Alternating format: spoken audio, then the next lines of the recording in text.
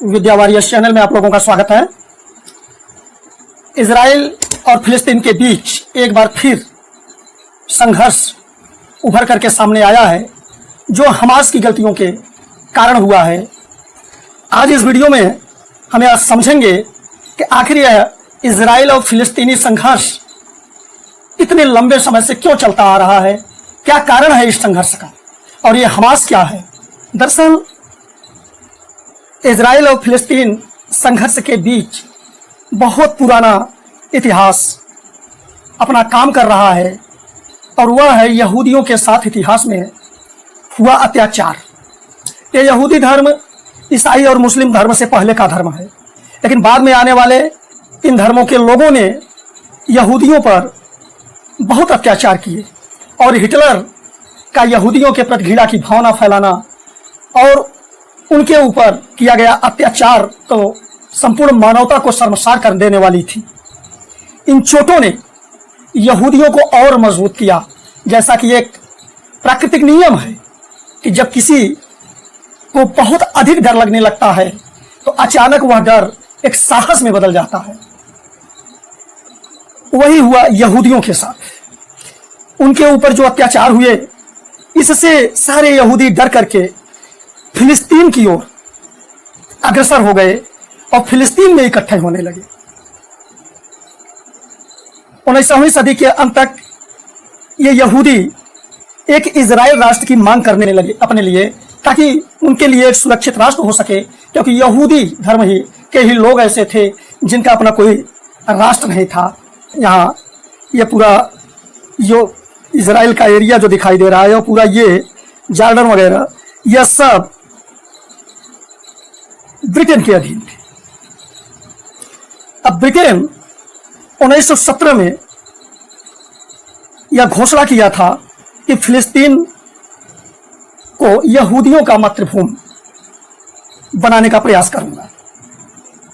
अब उसके इस घोषणा से मुस्लिम नाराज हो गए। अब देखिए, यहीं से संघर्ष का जन्म हो रहा है। आप भारत से ब्रिटेन को जाने की कहानी, फिलिस्तीन भी ब्रिटेन का उपनिवेश था, तो वहां से भी उसके लौटने की कहानी आप देखेंगे तो दोनों कहानियां एक जैसी दिखेंगी। उनकी नीतियां इतनी गड़बड़ थी कि निश्चित है उसका दुष्परिणाम तो निकलना ही था। अब विश्व के कई हिस्से उससे आज भी पीड़ित हैं। तो यहां अब मुस्लिम नाराज हुए।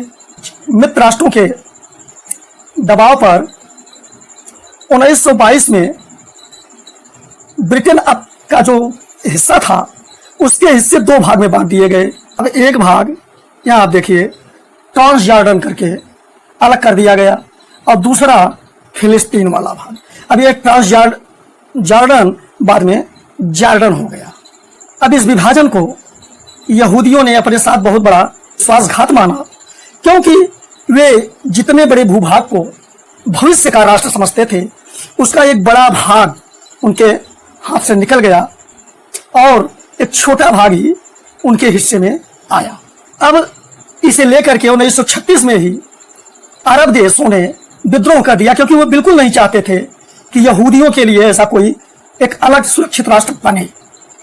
अब इस विद्रोह में भी बहुत सारे अरबियन और यहूदी मारे गए। देखिए, फिर एक ड्रामेबाजी, ये पूरा फिलिस्तीन का हिस्सा था, अब इसे भी दो भागों में बांट देने का प्रस्ताव किया गया। एक यहूदी राज्य, यानी जिसे इजराइल कहा गया, तो इजराइल का हिस्सा, यह देखिए ये इजराइल का क्षेत्र है, और 1947 में यरूशलेम का क्षेत्र, इसे यूएन के देखरेख में रखा गया, उसके प्रबंधन में रखा गया। अब इस विभाजन में 44% क्षेत्र तो इजराइल के हिस्से में आया, और 48% क्षेत्र अरब देश के हिस्से में आया। अब ध्यान दीजिए आप, अब बचा 8% जो यूएन के अधीन रखा गया। अब यहां अरबियन और नाराज हो गए कि जहां वे पूरे भूभाग को अपना समझते थे, 92% भूभाग पर वे रहते थे और पूरे को अपना समझते थे, वहां उन्हें केवल 48% भूभाग मिला। हालांकि बाद में इजराइल की आक्रामक नीतियों के कारण यह भूभाग सिमट करके सिर्फ 12% रह गया है। अब आप यहाँ यह चीज पहले समझ लीजिए इसकी स्थिति क्या है। पश्चिम ओर भूमध्य सागर है और यहाँ देखिए दक्षिण पश्चिम के कोने पर यह इजिप्ट है यानी मिस्र। यह वेस्ट बैंक का क्षेत्र है जो फिलिस्तीन का क्षेत्र है।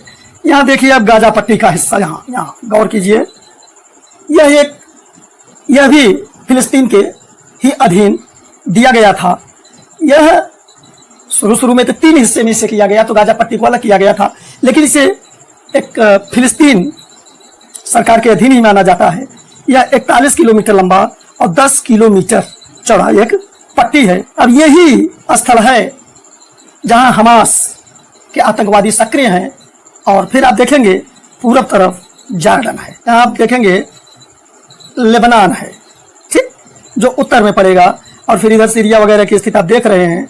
यह आप स्थिति जानते रहिए इजराइल की, तभी आप आगे चीजों को समझ पाएंगे। इस तरह से भारत से ब्रिटेन अपना उपनिवेश समाप्त करके जाने की योजना में थी, उसी तरह से फिलिस्तीन से भी अब वह लौट रही थी। तो 1948 में वो फिलिस्तीन को छोड़ती है। लेकिन अब देखिए यहाँ इस बीच फिलिस्तीन और इजराइल के बीच कोई वास्तविक सीमा निर्धारित नहीं हो पाई थी। और हुआ क्या, अब यहूदियों और फिलिस्तीनियों के बीच सीमा को लेकर के खूनी टकराव शुरू हो गया। इसी दौरान 14 मई 1948 को यहूदियों ने स्वतंत्रता की घोषणा कर दी और एक स्वतंत्र राष्ट्र का ऐलान कर दिया। इससे नाराज होकर के अरब देश मिस्र, जॉर्डन, सीरिया, लेबनान और इराक ने इजराइल पर हमला कर दिया। जून 1948 में युद्ध विराम हुआ और 1949 में इजराइल और जॉर्डन के बीच एक सीमा बना दी गई। इस सीमा का नाम ग्रीन लाइन है। ये वेस्ट बैंक वाला भाग जिसे रेड कलर से दिखा रहा हूं, यह जॉर्डन के अधीन था। यहाँ इसे देखिए, जॉर्डन के अधीन था और ये गाजा पट्टी वाला भाग मिस्र के अधीन था। आगे 1957 में फिर अरब देशों और इजराइल के बीच युद्ध हुआ और इस बार उसने गाजा पट्टी पर, जो जिस पर कि पहले मिस्र का अधिकार था, उस पर अपना अधिकार कर लिया। हालांकि संयुक्त राष्ट्र संघ के दबाव में उसे यह छोड़ना पड़ा था। फिर 1967 में मिस्र ने लाल सागर में इजराइल के आने जाने पर प्रतिबंध लगा दिया, यानी मिस्र ने। अब इससे इजराइल नाराज होकर के मिस्र, जॉर्डन, सीरिया तथा इराक के बीच युद्ध की घोषणा कर दी। 6 दिन में ही उसने अरब देशों को पराजित कर दिया। उसने इस बार गाजा पट्टी पर फिर अधिकार प्राप्त कर लिया, वेस्ट बैंक को जीत लिया जॉर्डन से और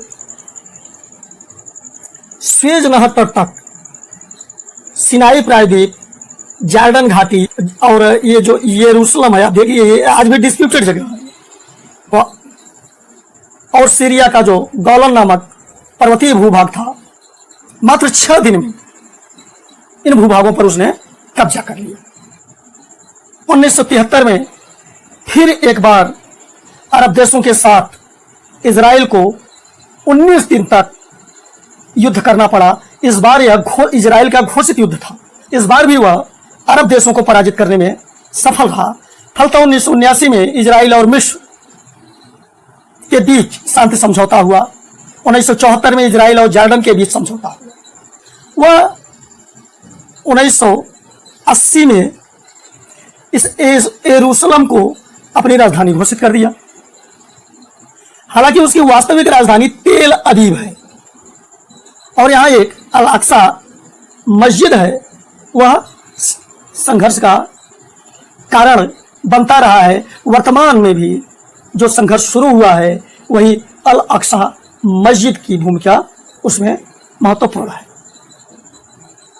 दरअसल यह यरूशलेम वाला क्षेत्र यह यहूदियों, मुस्लिमों और ईसाइयों तीनों के लिए महत्वपूर्ण रहा है। मुस्लिमों के लिए यह अल अक्सा का मस्जिद मक्का मदीना के बाद तीसरे नंबर का सबसे पवित्र मस्जिद है।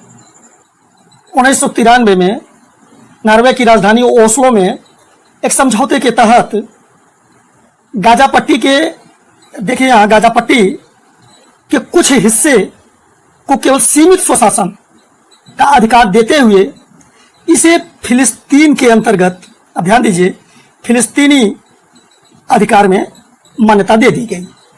जो ग्रीन वाला भाग दिखाई दे रहा है, यह भाग फिलिस्तीन के अधिकार क्षेत्र में है।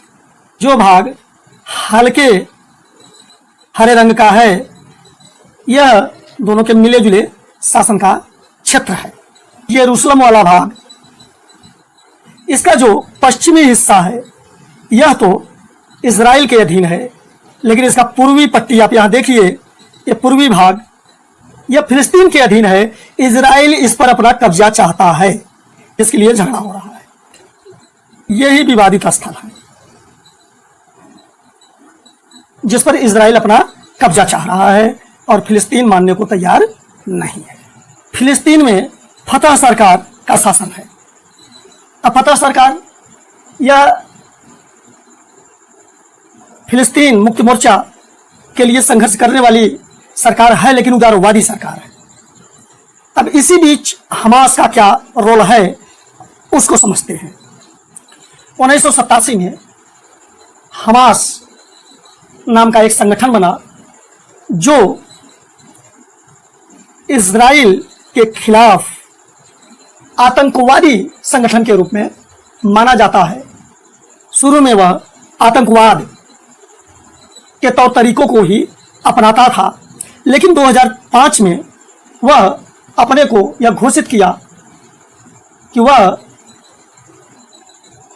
आतंकवादी गतिविधियों से अलग हो गया है और चुनाव लड़ करके लोकतांत्रिक प्रक्रिया का पालन करने की घोषणा की। तो 2006 में वह फतह सरकार को बुरी तरह से पराजित किया और यहां देखिए गाजा पट्टी में अब हमास का अधिकार हो गया।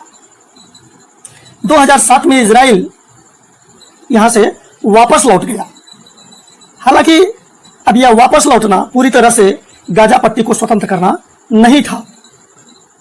इजराइल गाजा पट्टी की बाहरी भूमि पर गश्त निगरानी और समुद्र तट की निगरानी,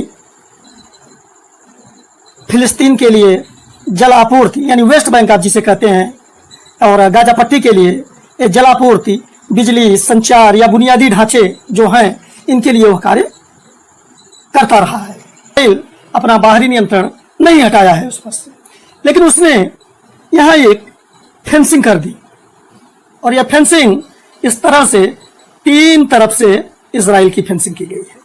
यह फेंसिंग इजराइल द्वारा 3 तरफ से की गई है। इस दिशा में इजिप्ट है। एक गाजा पट्टी के लोग केवल यहीं आ सकते हैं, मिस्र के रास्ते ही निकल सकते हैं।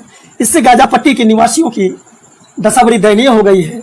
बहुत सारे लोग दरिद्र हो चुके हैं, गरीब हो चुके हैं और भूखों मर रहे हैं। जो क्रॉसिंग है उसकी निगरानी यूरोपियन मॉनिटरिंग टीम द्वारा की जाती है।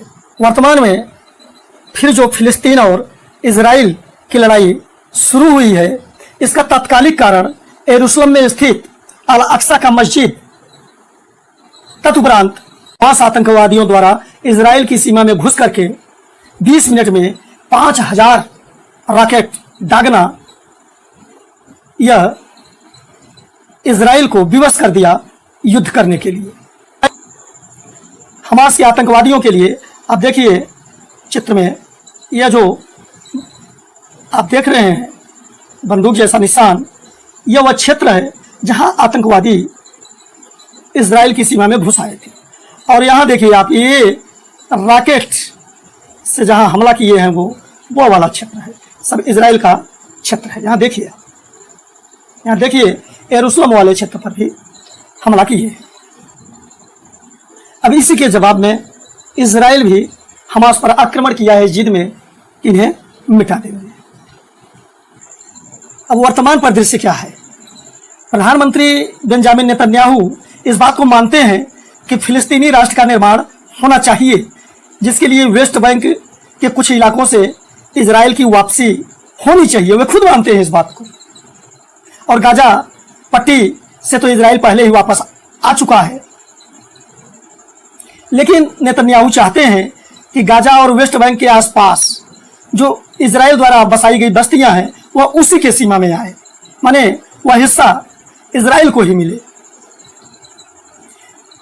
और नहीं तो उसके गठबंधन ही टूटने के कागार पर आ जाएगी। और इधर फिलिस्तीन, वेस्ट बैंक और जो पूर्वी यरूशलेम है और गाजा को पूरी तरह से इजराइल से मुक्त चाहता है, क्योंकि पूर्वी यरूशलेम यह मुस्लिमों के लिए एक पवित्र स्थल है और उधर इजराइल पूरे यरूशलेम को अपनी राजधानी 1980 में ही घोषित कर चुका है। वह पूर्वी यरूशलेम को चाहता है, जो कि एक विवादित जगह बन चुका है। अब फिलिस्तीन इजराइल के उस बात को भी मानने के लिए तैयार हो सकता है कि जो इजराइल ने बस्तियां बसाई है वह फिलिस्तीन को ही मिले, लेकिन उसके बदले में वह कुछ भूभाग इजराइल को दे देगा। इधर अमेरिका भी इजराइल के इस बात से सहमत नहीं है कि वह यरूशलेम का पूर्वी हिस्से पर कब्जा करे और उसके द्वारा बसाई गई बस्तियों से भी वह सहमत नहीं है। वह भी चाहता है कि फिलिस्तीन और इजराइल का मुद्दा सुलझे। हालांकि अमेरिका पर ही चीज़ों को बिगाड़ने का भी आरोप लगता रहता है। फिर हाथी के